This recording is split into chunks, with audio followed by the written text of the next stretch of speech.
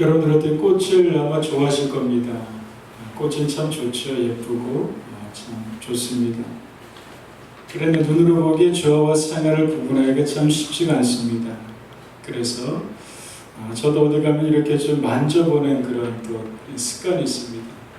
그래서 어디 가게 되면 이것이 정말 좋아한가 생각한가 이렇게 한번 손으로 만져보면서 촉감을 이렇게 느껴보면서 확인을 해보는 그런 확인을 해보는 경우가 참 많이 있습니다. 참 눈으로 보기에는 잘 우리가 분간하지 못하게 되는데요. 근데 조화 상하는 차이가 있게 되죠. 어떤 차이가 있을까요? 조화는 향기가 있고요. 상하는 향기가, 조화는 향기가 없고 상하는 향기가 있게 되죠. 그리고 조화는 생명이 없습니다. 그러나 상하는 생명력이 있습니다. 향기와 생명력 때문에 그 꽃에는 나비가 날아오게 되고 벌이 날아오게 되고 또 생명이 되면 또 다른 생명을 낳게 되는 것이 바로 생각일 겁니다. 이처럼 하나님을 아는 삶과 하나님을 알지 못하는 삶의 경우도 바로 이와 같을 것입니다. 겉으로 보기에는 차이가 없어져 보이게 되지만 그러나 하나님을 아는 삶과 하나님을 알지 못하는 삶의 사이에는 생화와 조화만큼의 커다란 차이가 있다고 하는 것입니다. 우리가 사람들이 살아가면서 참 생명 있는 삶을 살아가면 좋겠는데 근데 어떨 때 보게 되면 참 무기력한 사람을 살아가는 것을 많이 보게 됩니다. 여러 가지 이유가 있겠죠. 그러나 가장 근본적인 이유는 무엇일까요? 그것은 바로 그 안에 하나님을 아는가 하나님 모르는가 그 차이인 것 같습니다. 하나님을 아는 사람들이 어떤 사람들입니까? 어려운 환경이지만 그 환경 속에서 해결해 나아갈 수 있는 큰 힘을 내면을 가지고 있는 사람들이 하나님을 아는 사람들인 것 같습니다. 그래서 성경에서 우리 하나님이 여러 사람들에게 볼 수가 있게 되는데 참 그 인생이 참 기가 막히다 하는 여러 사람들을 볼 수가 있게 됩니다. 여러분들의 자랑이 요셉이라는 하나님의 사람을 보게 되면 참 인생 우욕절에 많은 사람이죠. 형제 형제들에게 버림받기도 하게 되고 그래서 노예로 팔리기도 하게 되고 그리고 노예로 팔려서 그 주인에게 충성을 다하지만 모함을 받고 옥에 갇히게 되고 옥에서도 열심히 그가 맡겨진 일들을 하며 사람을 섬기게 되지만 그러나 그 사람에게 또 그 속에서 배신을 당하기도 하게 되고 참으로 언제 풀려날지 모르는 감옥에서 언제 자기 인생이 어떻게 펴질지 모르는 그런 막막한 상황 속에 있게 되게 되겠지만 그러나 성경을 통해서 보게 되는 것은 요셉이 그 속에서도 참 강건함을 잃지 않고 살아가는 모습을 우리가 말씀 속에서 우리가 보게 되는 것 같습니다. 가끔 그런 생각을 하게 됩니다. 하나님을 제가 알지 못했다면 어떤 삶을 살았을까? 하나님 알지 못하는 삶을 살았다. 하나님 알지 못하고 내 마음대로 살았으면 지금 어떤 모습일까? 생각하지만 그 생각은 어떻게 표현할지 어떻게 표현할지 모르겠지만 이런 생각을 하게 됩니다. 성경에서 하나님 알지 못하는 사람은 정욕의 삶을 산다 그러잖아요. 하나님의 사랑이 그것을 얻기 때문에 육신의 정욕과 이생의 자랑과 안목의 정욕을 따라서 살아가는 것이 하나님의 사랑이 없는 사람들의 모습이라고 성경은 말씀해 주고 있게 됩니다.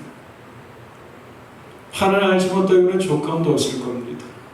끊임없이 욕망을 따라서 끊임없이 무엇인가 끝까지 붙잡으려고 되는 붙잡지 못하면서도 그냥 끊임없이 붙잡으려고 뛰어가게 되는 삶. 만족감이 없습니다. 평강이 없게 되고요. 왜냐하면 그 평강은 세상에서 줄 수 없는 평강이기 때문에 성경에서는 그 평강은 하나님과 그 아들 예수 그리스도로 주어지는 평강이라고 말씀을 주고 있습니다. 평강이 없습니다. 만족에 되는 불만족스럽습니다. 인생의 무거운 짐을 잔뜩 지면서 고통과 절망 중에 어디로 피할지를 모르면서 한치 앞도 알지 못하는 그 길을 걸어가게 될 것입니다. 그러면서 하나님 알지 못하면 어떻게 됐을까?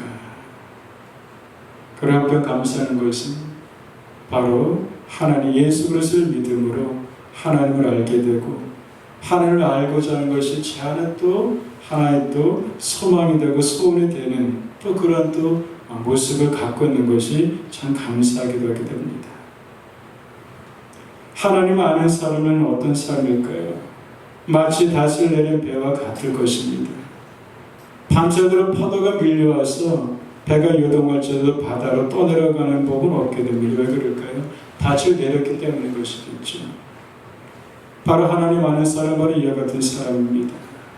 사람이나 환경, 사건에서 잠시의 요동으로 흔들릴 수 있게 되겠지만 결국은 승리하는 것이 바로 하나님의 사람이라고 하는 것이죠. 저는 하나님 아는 것과 하나 알지 못하는 것은 너무나도 큰 차이점을 가지게 됩니다. 그래서 6장 3절에서 보게 되니까 우리들에게 이런 말씀을 주십니다. 우리가 여호와를 알자, 힘써 여호와를 알자라고 말씀하십니다. 여호와를 알아라. 그리고 힘써서 여호와를 계속해서 알아가라고 말씀하고 있습니다. 알면 어떤 알면그 여기서 말하는 지적인 알미 아니라 지적인 알미 있고요, 인격적이고 체험적이고 교제적인 알미 있고 관계적인 알미 있게 됩니다. 여기서 여호와를 힘써 알라고 하는 것은 바로 지식의 알미 차원에서 더 앞으로 나가서 이것은 교제적이고 체험적이고 관계적인 알, 마음을 나누고 마음을 열고 서로 교제하는 그 알을 말하고 있게 되는 것이죠. 우리도 그렇잖아요. 사람들이 더 가까운 관계가 되기 위해서는 어떻습니까? 알아야 되잖아요. 단지 그 사람의 이름만, 단지 그 사람의 어떤 이름만, 단지 그 사람의 주변 것만 안다고 해서 그 사람을 아는 것은 아닐 겁니다. 계속적으로 교제하면서 그 사람을 더 깊이 알아가게 되고, 계속적으로 교제하면서 관계하면서 그 사람을 더 깊이 알아가게 되고, 그러면서 그 관계가 더 끈끈한 관계로 맺어져 가게 될 적에 우리 그 속에 그 사람을 안다라고 말할 수 있을 것입니다. 하나님을 알기 위해서는 하나님의 자신을 우리에게 나타내 주실 때만 하나님을 알 수가 있습니다. 우리가 어떻게 하나님을 알 수가 있겠습니까? 하나님이 하는 자신 우리에게 나타내 주어야지만, 하나님이 하는 자신 우리에게 계시해 주어야지만 우리 하나님을 알 수가 있습니다. 그런데 성경에서는 하나님을 알아가는 방법을 우리에게 또 말씀해 주고 있습니다. 예레미야 29장 13절을 보게 되니까 너희가 온 마음으로 나를 구하면 나를 찾을 것이요 나를 만날 것이다. 온 마음으로 나를 구하고 온 마음으로 나를 찾으면 나를 만날 것이라고 말씀해 주고 계십니다. 이것을 표준 세번역에서 또 이렇게 말씀으로 표현해 주고 있어요. 너희가 나를 찾으면 나를 만날 것이다. 너희가 온전한 마음으로 나를 찾기만 하면 내가 너희를 만나주겠다. 나를 찾아라. 그리고 나를 구하라. 그러면은 내가 너희를 만나주겠다. 말씀해 주고 계십니다. 하나님은요, 하나님을 알기 위해 하나님을 찾는 자들에게 자신을 나타내 주시고 하나님께서 참 기뻐하십니다. 하나님을 알기 원하는 자에게 더 많은 것을 하나님께서 자신을 알려주십니다. 그러나 관심이 없습니다. 무관심합니다. 그 속에서는 하나님을 결코 알려줄 수가 없습니다. 그래서 우리가 좀 믿음이 자라면서 그런 기도가 있으면 좋겠습니다. 하나님, 저에게 하나님을 더 많이 알려주세요. 하나님을 더 많이 계시해 주시고 하나님을 더욱더 알아갈 수 있도록 저에게 알려주세요. 하나님이 그 기도를 기뻐하시고 그런 믿음의 모습과 태도를 갖는 그 인생을 기뻐하시고 그에게 나는 이렇다, 나는 이렇다, 나는 이렇다 하는 자신을 계속 알려주시게 될 것이고, 알아가는 만큼 그 인생은 하나님 은혜의 누림이 더욱 커다란 누림 속에 살아가게 될 것입니다. 하나님을 알기 전에는요, 참 다른 것들이 우리의 자랑거리고 관심거리게 됩니다. 하나님을 알기 전에 성경에서 보게 되게 되는 것처럼 우리에게 자랑하지 말라 그러잖아요. 하나님을 알기 전에 우리 지혜를 자랑하고요, 용맹함을 자랑하고 그의 부함을 자랑하게 됩니다. 그러나 하나님 알아가는 인생은 그 자랑거리가 바뀌어지게 됩니다. 무엇을 자랑합니까? 바로 우리가 오늘 말씀 읽었던 게들처럼 자랑하는 자는 이것으로 자랑할지니 하나님을 아는 것을 자랑하라고 말씀하고 있습니다. 하나님의 사랑 사도 바울이 그러잖아요. 예수를 그가 만나기 전에 하나님을 알기 전에는 사도 바울이 많은 것을 자랑했습니다. 그것은 바울만의 그런 것이 아닐 겁니다. 모든 인생들이 그럴 겁니다.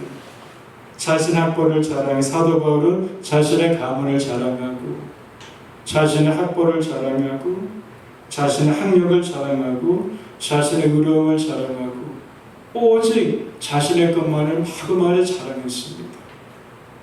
그러나 사도 바울이 다메섹도서 예수를 만난 이후에 사도 바울의 자랑은 바뀌어지게 됩니다.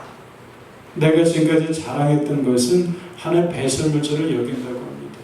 그것이 소용이 없다고 하는 것이 아닌데 그것도 귀한 것이죠. 그러나 사도 바울의 자랑은 차원이 다른 차원으로 바뀌었다고 하는 것입니다. 그것은 배설물처럼 여겨지게 되는 것이고 나의 자랑은 예수를 아는 지식이 바로 하나님을 알아가는 지식이 나에게 가장 귀한 것이고 가장 귀한 지식이라고 사도 바울이 이렇게 믿음으로 고백을 하게 됩니다. 그런데 이상하지 이 고백은요 바울만의 고백이 아니라 이것은 바로 예수를 믿는 자들의 모든 동일한 고백이 되는 것이고 그리고 예수를 믿는 모든 사람들의 그 삶의 방향 이런 방향에 흘러간다고 하는 것입니다.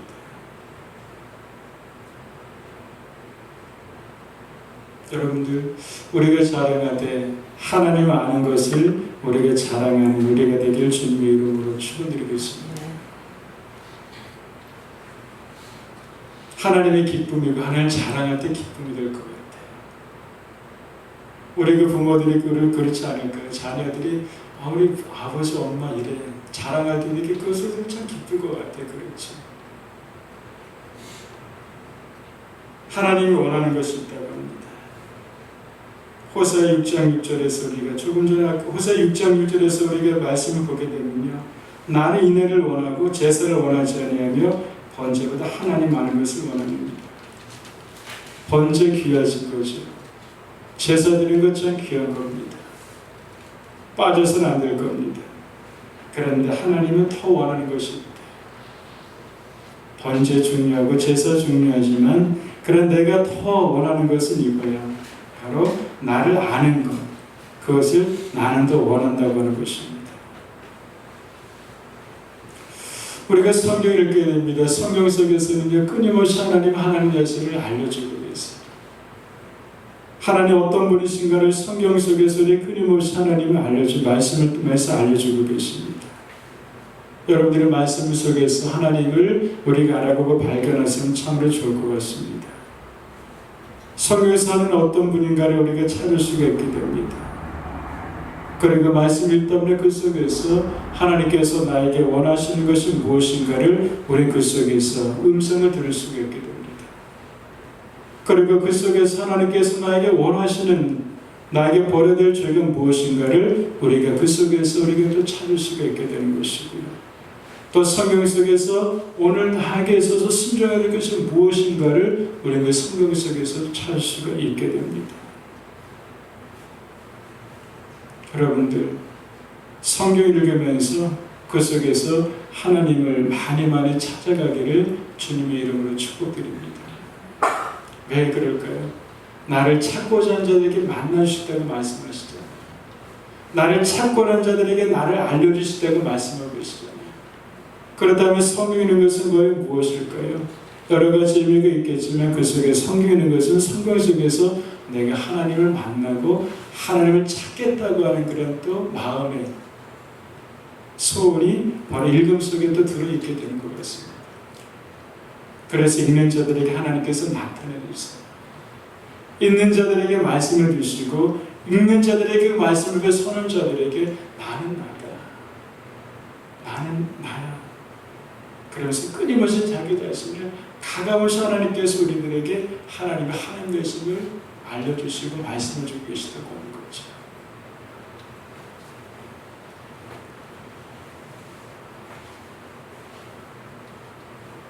골로새 1장 15절을 보게 되면요, 그는 보이지 않으신 하나님 형상이라고 말씀하고 계십니다.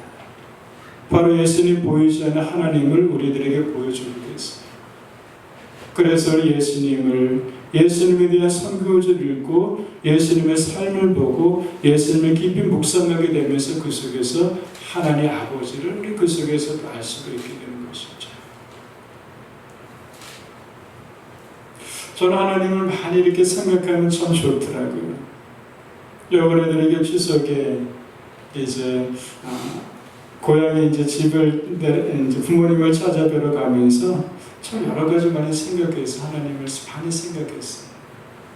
하나님 생각하면 참 기분이 좋고요, 따뜻하고요, 마음에 평강이 있고 힘이 되기도 참 이상하죠. 놀라운 신비죠. 그러면서 참 하나님은 참 나의 목자주시고 나를 선하기로 인도하신 하나님이시구나. 운전을 가면서 이렇게 또 생각을 해봤습니다. 여러분들, 하나님은 선한 길로 늘 우리를 인도하신 하나님이십니다. 우리를 섣부르게 판단합니다. 선한 길이면요, 무조건 편한 길이 되고 넓은 길이 되고 넉넉한 길이어야만 된다고 생각을 하게 되는 것 같아요. 근데 곰곰이 생각해 보게 되니까, 말씀을 보게 되니까 그러나 꼭 그렇지만은 않은 것 같더라고요. 우리에게 생각하는 길과 하나님께서 이끌어 가신 길은 또 다를 때도 있게 되는 것 같습니다. 하나님께서 이 백성들을 가나안 땅으로 인도하시는데 앞서서 인도하시죠. 고른 기둥을 통해서 불기둥을 앞서서 언제나 인도하시게 되죠. 그런데 어떨 때는 그 가는 길이 척박한 길일 때도 있어요. 물이 없는 길로 인도하실 때도 있습니다. 그러나 그 길을 하나님이 인도하신 길이었습니다. 이번 추석에도 가면서 저는 이렇게 하는 버릇이 있는데, 쭉 그 시간 동안 제가 이제 왔었던 시간들을 이렇게 돌아보는 습관을 갖습니다. 그러면서 제가 처음에 이제 전조선에 있다가 안수를 받고 이제 부목사로 다른 교회로 옮겨가게 되면서 옮겼을 때가, 그때가 바로 추석 한 주 전이었어요.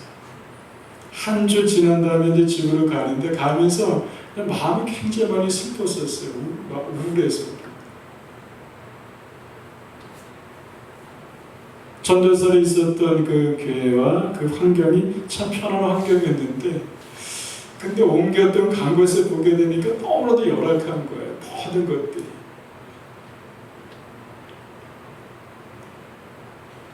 그러면서 그때부터 이제 하나님께서 여러 가지로 이제 사람을 담담케 하시고, 그리고 사람들, 그리고 또 강건하게 하시는 또 하나님이 또 그 손길이, 그 시간 동안 많이 썼는데, 그 당시에는 너무나도 우울했었어요. 예전엔 전 좋고 편안했는데 왜 그럴까. 그때는 몰랐었는데 지나고 보게 되니까, 지나면서 생각할 때는 그 모든 것이 하나의 은혜의 길에서 꽃길이더라고요. 그러면서 갈 때마다 예전에 그 생각을 정중하게 됩니다. 그렇구나. 우리가 생각하기에 하나님께서 인도하시는 길은 넓은 길이면 되고, 똑바른 길이면 되고, 넉넉한 길이 되고, 부족함 없는 길이면 되게 되는데, 그것이 하나님 인도하신 길이라고 생각하게 됩니다. 근데 선한 목자 되시는 그 주님은 나를 더 아시기 때문에 나에게 가장 좋은 마침의 길을 인도하시는 분이시구나.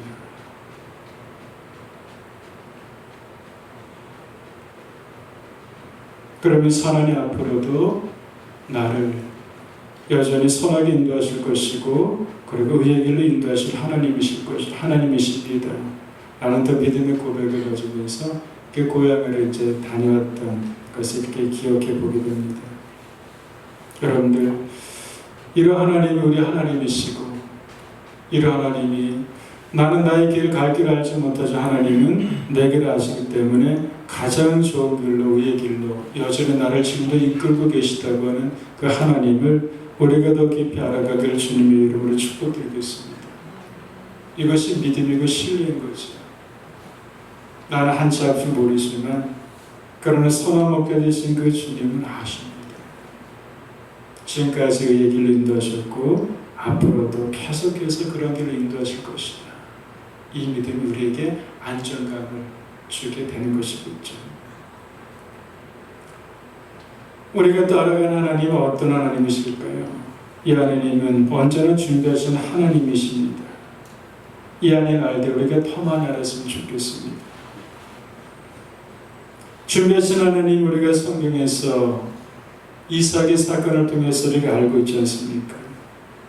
하나님께 아들 이삭을 제물로 바치라 하나님 명령에 대해서 아브라함이 즉각으로 순종을 하고 이삭을 번제 제물로 바치게 되죠. 하나님께서는 이때 한쪽에서는 준비를 놓고 계셨고 또 아브라함을 시험하셨던 하나님이시죠. 그런 한편에서 하나님께서는 그 번제물로 어린 양을 하나님께서 미리 준비해 두신 하나님이심으로 우리에게 하나님을 알려주고 계십니다. 성경에서 우리 일반적인 상상 속에서 많이 경험하게 되는 부분인 것 같아요. 사도 바울이 빌립보 교를 쓰게 되는데 유럽 최초의 교를 쓰게 되지 않습니까? 사도 바울이 아시아에서 복음을 전하고 싶어 했지만은 번번의 길이 막히게 되죠. 그런데 밤의 환상 중에 마게도나 건너스를 보라고 환상을 보고 이 바울이 마게도나로 건너가게 되죠. 마게도나로 건너가지만 어디로 가야 될지 모릅니다. 어디에서 어디 가서 기도할 것을 찾는 중에 루디아를 만나게 되고 그 루디아를 통해서 유대 집이 유럽 최초의 교회가 되는 것을 우리가 보게 됩니다. 어디 가서 예배드려야 될지 어느 사람을 만나서 무엇인가 될지 전혀 알지 못하게 되는데 그런데 가라는 말씀에 순종했을 뿐이고 하나님께서 번제제물로 드리라고 말씀에 순종할 뿐이었는데 근데 하나님께서는 그 한편에서 미리 준비하시고 예비하셨던 하나님의 은혜가 그 속에 있다고 하는 것을 우리가 보게 되는 것이죠. 그래서 너무나도 이것이 우리에게 귀하고 기쁜 것 같아요. 우리는 알지 못하지만 하나님께서 하라고 하는 그 일에 순종하고 하라고 하는 것을 우리를 들었을 뿐인데 하나님께서는 반대편에 그보다 더 좋은 것으로 귀한 것으로 예비하시고 준비하시는 하나님이 우리 하나님이 되신다고 하는 것입니다. 여러분들 준비하신 하나님을 더 우리가 많이 알고 준비하신 하나님을 더 많이 우리가 늘어가기를 주님으로 축복드리겠습니다. 요한복음 14장 2절과 3절을 보게 되니까 이런 말씀이 있습니다. 내가 너를 위해 거처를 예비하러 가노니 가서 너희를 위하여 거처를 예비하면 내가 다시 와서 너희를 내게로 영접하여 나 있는 곳에 너희도 있게 하리라. 우리 거처를 준비하시는 하나님 주님이십니다. 완전 우리를 위해서 준비하신 주님이 있어요. 그래서 우리에게 그런 말씀을 주고 계시는 것 같아요. 아무것도 염려하지 마라. 우리는 준비 때문에 많이 염려를 하게 되죠. 어떻게 될까 돼서 많이 염려를 하게 됩니다. 어떻게 될까 많이 염려하게 됩니다. 그런데 주님 우리들이 아무도 염려하지 말라고 말씀하십니다. 이 말씀 우리에게 늘 언제나 안정감을 주게 되는 것 같습니다.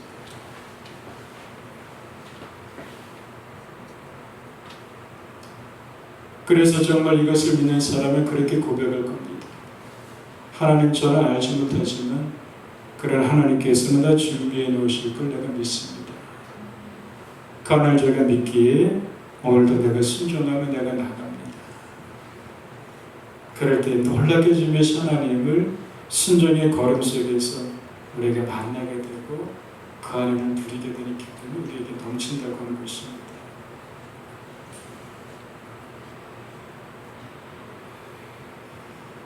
우리가 육신의 부모의 자녀 관계도 그렇잖아요.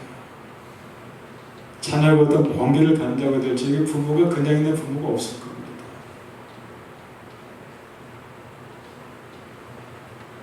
아들이 떡을 달래 돌을 주며 생선을 달래 뱀을 줄 자가 누구 있겠느냐. 하물며 악한 자라도 자식에게 좋은 것을 줄 줄 알거든 하늘에 계신 너희 아버지께 구하는 자에게 좋은 것으로 주시지 않겠느냐. 악한 자라도 자신이 좋을 것을 주는 마음이 있잖아요. 하물며 하늘에 계신 너희 아버지께서 좋은 것으로 주지 않겠느냐.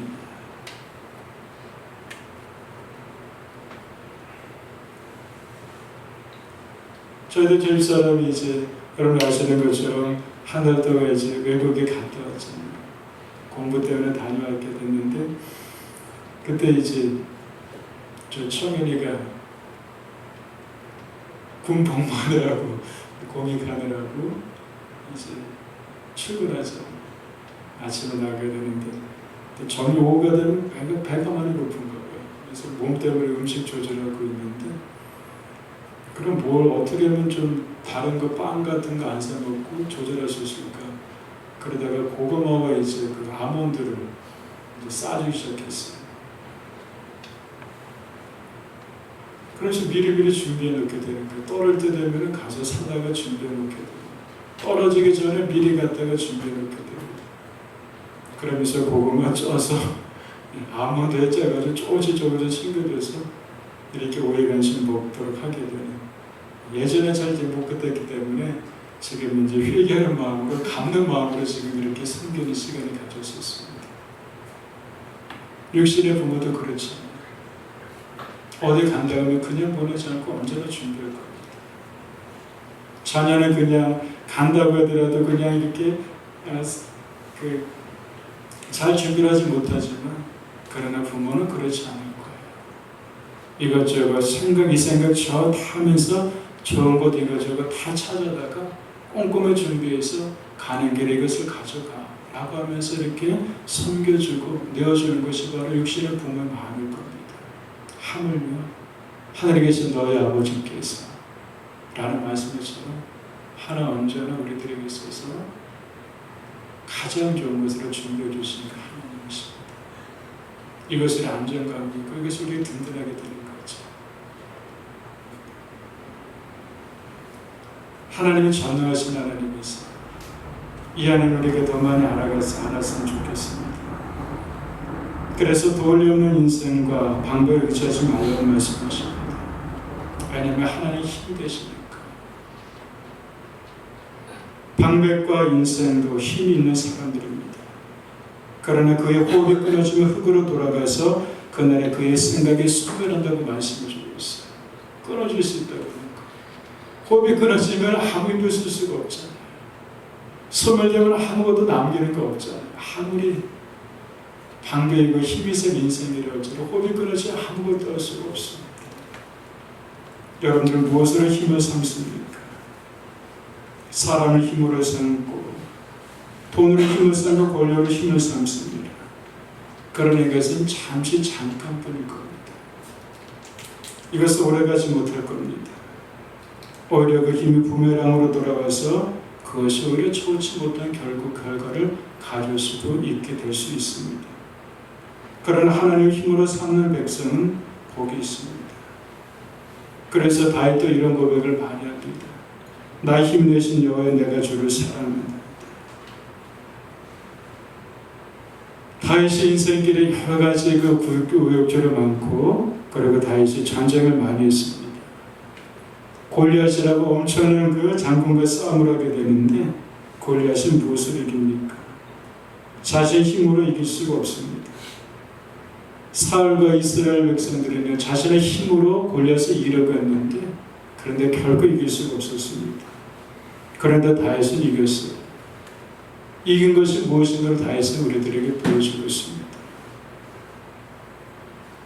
나는 칼과 단창으로 나는 나가는 것이 아니라 만군의 여호와 이름으로 나는 나간다 그러면서 골리앗을 향해 물매들을 던질 적에 그 골리앗이 쓰러져서 골리앗을 죽이게 됐죠. 무엇을 이깁니까? 바로 하나님의 힘으로, 전능하신 하나님의 힘으로 다윗이 골리앗을 이겨서 승리했다고 하는 것이겠죠. 이스라엘 백성들이 가나안을 향해 갈 적에 많은 정복전전하게 되는데 승리를 하게 되죠. 무엇을 이기게 됩니까? 바다의 모다보다 더 많은 군대가 있고 군사가 있게 되는데, 하나님의 힘으로, 전능하신 하나님의 힘이 되어 주셔서 그 모든 전쟁에서 하나님 결국 승리를 주시는 것을 우리가 보게 됩니다.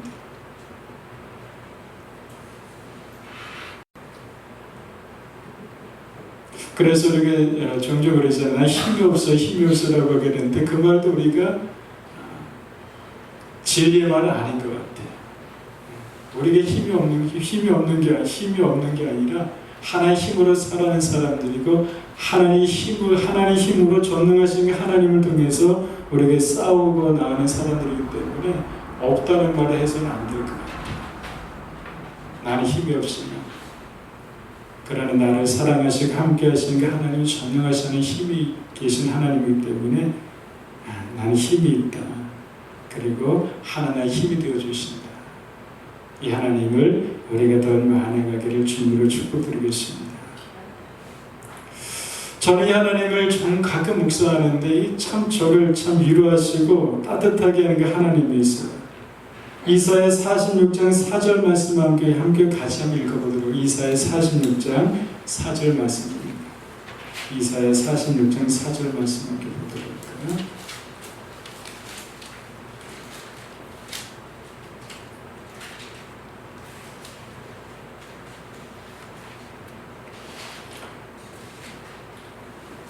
이사야 46장 4절 말씀 함께 읽어보도록 하겠습니다. 함께 읽겠습니다. 너희가 노년 이르기까지 내가 그러겠고 백발이 되기까지 내가 너를 품을 것이라. 내가 지었으면 내가 얻을 것이요 내가 품고 고해하느리라. 아멘. 3절도 한번 3절도 읽어볼까요? 함께 읽겠습니다. 야곱의 집이여 이스라엘 집에 남은 모든 자여 내게 들을지어다. 배에서 태어남으로 내게 안겼고 태에서 남으로부터 내게 업힌 너희의 4절 다시 보십니다. 너희가 노년이기까지 내가 그러겠고 백발이 되기까지 내가 너를 품을 것이라. 내가 지었으니 내가 얻을 것이요 내가 품고 고해하느리라. 아멘. 늙을 때까지 너를 안고 다니고 백발이 될 때까지 너를 품고 다니겠다고 말씀했어요. 늙을 때까지 우리 평생을 말하기는 것이겠죠. 우리를 안고 다니신다. 그리고 우리를 품고 다니신답니다. 여러분, 하나님이 안아주신 하나님이세요. 우리를 하나님은 품어주신 하나님이십니다.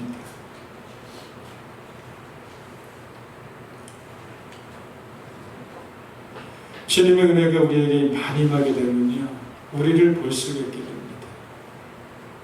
내 허물도 볼 수 있게 되고 나의 제대 모습을 볼 수 있게 되고 그것 때문에 눈물을 흘리게 되고 그것 때문에 허물 때문에 그 죄 때문에 눈물을 흘리게 되고 주님의 은혜가 얼마나 큰지를 바로 그 속에서 우리가 또 발견하게 경험하게 되는 것이죠.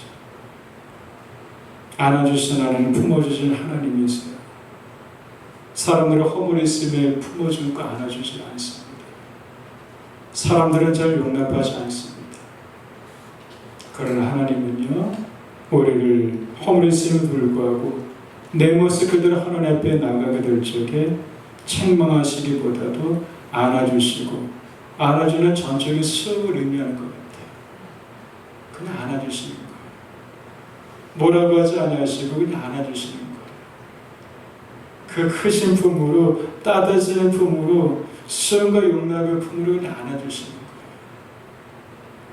그 안아주심 속에 그냥 우리가 녹여지게 되는 것이고 회복되어지게 되는 것이고 안아주심 속에서 우리가 새 힘을 얻어서 일어나게 되는 그 자리가 바로 하나님의 그 안아주심의 품어주심의 자리라고 하는 것이겠죠. 예수님 이 중에서 돌아온 탐자가 있잖아요. 그렇죠. 아버지가 그 아들의 돌아오는 적에 아버지에게 뛰어나와서 아들을 품어서 안아주세요. 뭐 다른 말 하지 않았어요. 그냥 안아주세요. 그리고 아들을 위해서 잔치를 베풀어 주세요. 너 왜 그랬어요? 그래서 이러주지 않았어요. 그냥 안아주신 분. 안아주시는 사랑이 우리를 새롭게 하고 우리를 씻어내게 하고 서로의 결심과 또 소망을 품게 하는 그 은혜가 안아주시고 품어주시는 하나님을 알아가게 될 적에 우리가 또 누려보게 되는 것입니다. 여러분들, 안아주신 하나님을 더 많이 우리가 알아가고 그리고 품어주신 하나님을 우리가 더 알아가는 그런 은혜가 있기를 주님을 축복드리겠습니다. 마지막으로 이 하나님을 또 우리가 알아갔으면 좋겠어요. 우리를 붙드시는 하나님이십니다. 시편 139편 10절 말씀 함께 보도록 할까요? 시편 139편 10절입니다.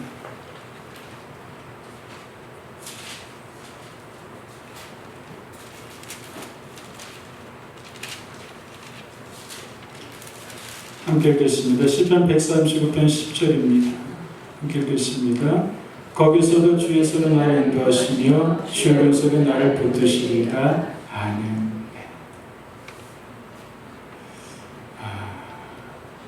내가 하늘에 올라갈지라도 거기 계시며 그 위에는 이런 말씀들이 있습니다. 하늘에 올라갈지라도 거기 계시며 수오른 내재를 펼지라 거기 계시니이다. 내가 새벽날을 치며 바다 끝에 거주할지라도 거기서도 주의 오른손이 나를 인도하시며 주의 오른손이 나를 붙드시리이다. 여러분, 오른손은요 막 그냥 힘이 있잖아요. 그렇죠?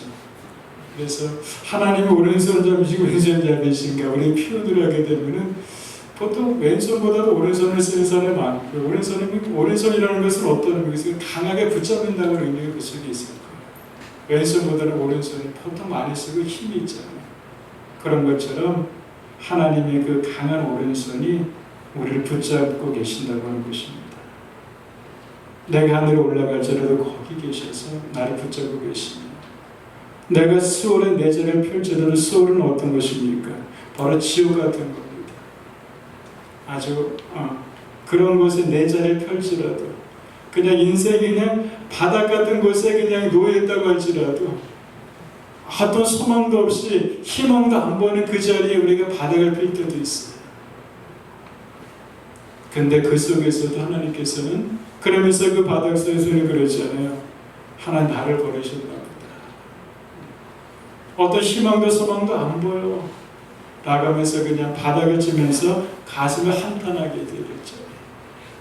때로는 그걸 통해서 우리 신앙이 아주 다 까먹는 것 같은 그런 자리에 있다고 할지라도 그를 하나님 그 속에서 나를 여전히 붙잡고 계시다고 하는 것입니다.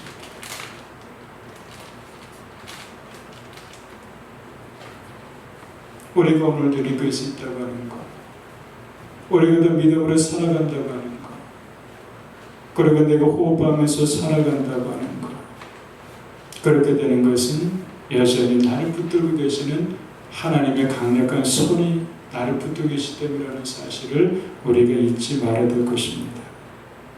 여러분들, 하나님은 여전히 나를 붙들고 계십니다. 그래서 우리가 비바람이 많이 칠지라도 그럴 때 우리가 이렇게 나뭇잎이나 꽃들보다 흔들흔들 거리기도 하게 됩니다. 그러나 흔들릴 수는 있게 되겠지만 그러나 여전히 우리를 뿌리째 붙잡고 계시고 흔들리지만 그곳에서 우리가 완전히 그냥 상하지 않도록 깨어지지 않도록 우리를 여전히 그 속에서 하나님은 우리를 끊임없이 붙잡고 계시고 강화서로 붙잡고 계시는 그 하나님을 우리들이 또 많이 알아가고 그 하나님을 바라보기를 주님으로 축복드리겠습니다.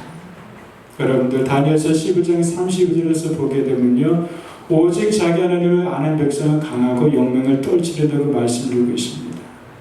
하나님 아는 백성은 강하다고 말씀하고 있어요. 하나님 백성은 용감하다고 말씀하고 계십니다. 그래서 우리 하나님 알 때 더욱더 힘써서 하나님 알아야 되는 것이고 하나님 알 때 하나님을 더 알기를 소원하는 것이 우리들의 또 소망이 되어야 될 줄 분명히 믿습니다.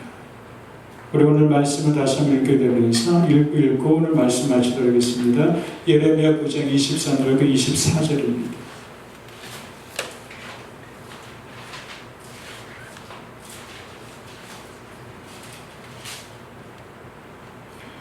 함께 말씀 읽겠습니다. 예레미야 9장 23절 24절입니다. 함께 읽습니다. 여호와께서 이같이 말씀하시되 지혜로운 자는 그의 지혜를 자랑하지 말라. 용사는 그의 영명을 자랑하지 말라. 부자는 그의 부러움을 자랑하지 말라. 자랑한 자는 이곳으로 자랑할지니 곧 명철의 나를 아는 것과 나 여호와는 사랑과 정의와 공의를 땅에 행하는 자를 깨닫는 것이라. 나는 이 일을 기뻐하노라. 여호와의 말씀이니라. 아멘. 우리 기도하겠습니다.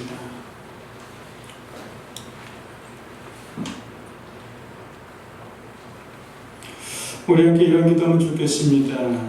예레미야 20장 13절에서 우리가 보았던 것처럼 너희가 온 마음으로 나를 가면 나를 찾고 나를 만나리라는 말씀을 주고 있습니다. 하나님을 아는 백성 용맹하고 강하다고 말씀을 주고 있습니다. 이 시간 우리 짧게 기도합시다. 하나님, 제가 하나님을 더 알기 원합니다. 하나님 저를 더 만나주시고 하나님의 하는 됨을 제가 알게 해주시옵소서. 함께 이 시간 우리 기도하겠습니다.